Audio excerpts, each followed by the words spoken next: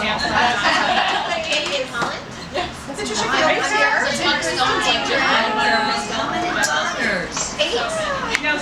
With Payless started with a woman who was one of the producers at Payless, who I knew years before in Miami, and then she joined Payless, I don't know, maybe 15 years ago or whatever, and she hired me to do the Latin portion of some of this advertising, because Payless has separate markets that are, let's say geographic markets or demographic markets.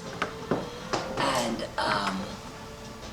that's how I started. And then about 10 years ago, Payless underwent a big change in the CEO, like a big change from the top. And the new CEO, his name is Matt Rubel. He came in and he brought with him a team of 3 creatives for, the advertising and the imagery and the direction of the company and so on. Not the marketing, all the other departments. And this friend of mine, Ceci, who I was talking about, they were all in a meeting, and I don't know, somehow my name came up, and Ceci said, sure, we have Hatfield ready, she does our Latin. And I wear these shoes, and everybody's like, I love your shoes, I love your shoes. What kind of shoes are they? Well, that's very privileged information. Because otherwise we're going to buy them. Well, if I'm going to be selling them, you can buy them. But I'll give you a hint. They're not high heels. Are they what? Are they creepers? And they're not ballerinas. They're in that zone. I had business. I had my own sense of style because I was very independent as a child from, young. So, I understood business from my family, and I worked what I knew. Your family worked in retail, didn't they? My family was in the dry cleaning business. And then my immediate family was in the dry cleaning business. My dad was a tailor. My uncles were all in the restaurant business. And everybody in my family, they all had their own businesses. So that's kind of what I knew. And I was good at it because as a kid I'd go to my mom's business. And Changes come through fashion. I mean, I'm assuming when you were young, it was like, this is what you wear. And then, you mean trends? Well, kind of like trends, but I just remember my mom saying, like, she didn't wear pants until she was in high school because no one did that. But now we get to make all these choices. It's basically like you can wear really whatever you want. So I'm just kind of interested in how, in your lifetime, I'm sure there were like, remarkable points in history when it was like, oh, everyone started doing what they wanted. But as you've seen it, like, I mean, you said you were a creative child, so not dressing like all of your peers, but I guess I'm not asking a specific question, but I mean, you've obviously, well, to us anyways, you've marked history for us too, and like Carrie Bradshaw. I mean, people look at that as like a definitive moment. What did you see as definitive moments when you were growing up in fashion? Like, I don't know. Like, one of my most definitive. There were a couple, but number one definitive moment was when I opened up my own shop. Well, number one definitive moment, I should say, was when I decided to take a job in fashion when I got out of college, and I went to liberal arts, and I enjoyed it very much, and I would always study liberal arts as opposed to something more technical. And we shot it in the late 80s, but it took place in like the late 50s, early 60s. So that was my vintage, it was one of my best, most fun jobs.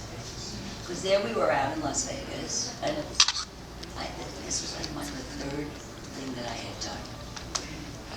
From the one with the window trimmer, then there was another one, and then this was the third one that, and it was a TV show. As opposed to the other two that were feature films. We were out in Las Vegas in those days. We were the only show in town. And these 5 crooks, 2 of them were really crooks. Oh, retired crooks who became actors. And of the 5 FBI guys, 2 were retired cops. FBI, oh, okay. Dennis Farina, well, he was the head guy. He was a retired guy. Crooks from Chicago, where the show kind of had it started, and we went to Vegas. I loved it. We were running around Vegas. We were the only show in town. These guys, they thought they were the Rat Pack from the 60s. They were like Frank Sinatra and, you know, that Rat Pack. The mood was just so great. And I had this huge warehouse, and I was getting like vintage suits and stuff from everywhere. You know, my contacts through, you know, my business. And I kind of made it like it was that time, but it was pumped.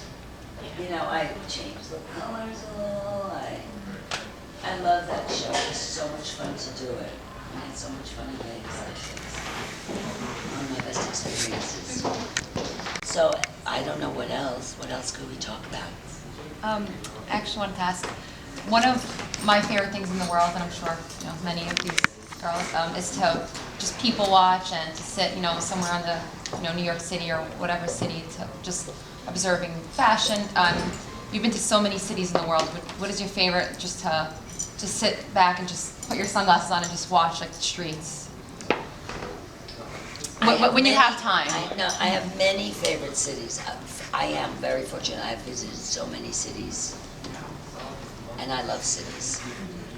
I mean, I love the beach, but that's when I just want to go to another velocity. So, and I go to many cities. My work takes me to many cities, so it's fantastic because I have a chance to work with these different people from these different cities of the world. And it's hard to pick one city. I can tell you, I love Tokyo for many reasons, and I can go through them if you like. I love Sao Paulo for many reasons. I'm just getting into Shanghai lately, and I like it. When I want to go, like, relax, I love Athens, and I'm really fortunate because the Sex and the City thing, people got to know me worldwide before I was known in more Your household name. local or fashion world. But people got to know me worldwide. And it's great because I could walk down the street in Tokyo and someone like, Patricia, picture. It's so nice because everybody's so happy when they see me. And, that's the best gift of all, really. And you're there, and you go, oh, there I am, and that's what's going on, and what do I want to do, and who am I going to present myself to, and what do I want to present, and who I am. Mm-hmm. That's how you get an individual style. Mm-hmm. But it takes a little time, a little thought, a little interest. It's not something that when your mother and sister come to me and I go, I bestow upon you a fashionista. But I could say how to do it. But that's the thing that each of us have to do for ourselves. Right. And that's the method. Right. But developing that fear, that's what everyone is an individual, and they should exercise their individuality in everything, not only in the way they dress, but whatever, the way they live. Who they choose for a husband or wife. Mm-hmm. Who their friends are, what they read, what they eat, whatever. Right. We all come up in the cabbage patch, some very real fertile area, some dry area, some rocky area. Well, a lot of us weren't, I have to say, I feel, I don't want to say fortunate and put value judgment on us, but, some of us grew up and didn't learn confidence, for example. Mm-hmm. Our parents maybe weren't confident, or they never displayed confidence, and we didn't get a chance to learn it. Mm-hmm. So you have to understand that a lot of people, they're that step behind. Mm-hmm. So for them to become over here and they're the fashionista with their style and whatever, it's a little process of building up your self-esteem, self-respect. You know, you go to the gym and you make your arms good or whatever. You take the same time for the essence of like who you are. Oh, baby. You know, when I first started my school, I always envisioned these being thought it was nice to wear nails because it fits. You didn't have to. It just brings it together. It's my Pat Patricia. Hi, I'm Andrea Kerbasi of Blonde Bedhead. I'll just do it as an example. There you go. Here, if you did this. Here, let's see the hat. Okay.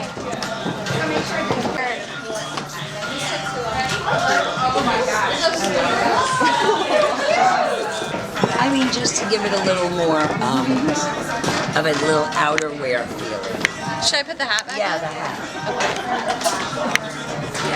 Hey, I'm Jessica Quirk from What I Wore, and Pat Field just put together my amazing outfit. This is actually a skirt that she styled as a cape. These are leg warmers as arm warmers. And then she put me in these shoes and the bag and the hat. My name is Helena and I'm from Brooklyn Blonde.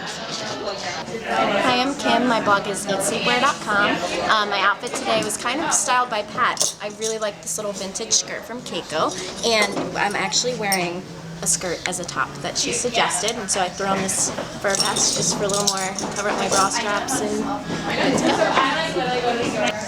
Hi, my name is Katie and I'm from sugarloss.com and I'm so excited that Pat Fields got to meet us and help us style outfits today. We had such a good time.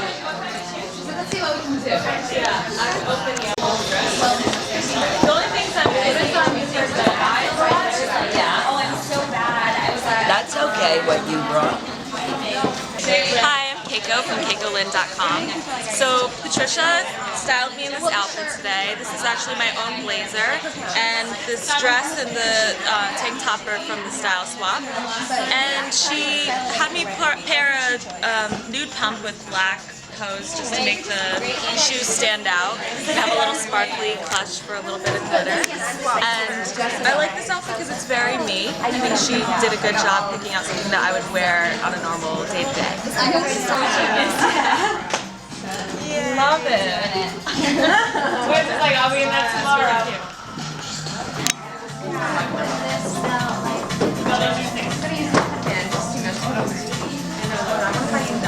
I'm Kimby from Kimby Everyday, and today Pat Field helped style me, and she did some things that I probably would never have done, but I absolutely love it. She put black belt with this cute top and wore it out, and I love it. So I've had a great time with it with everybody. And we can have some more fun. Do you want to take it in that outfit or do you want to take it? No,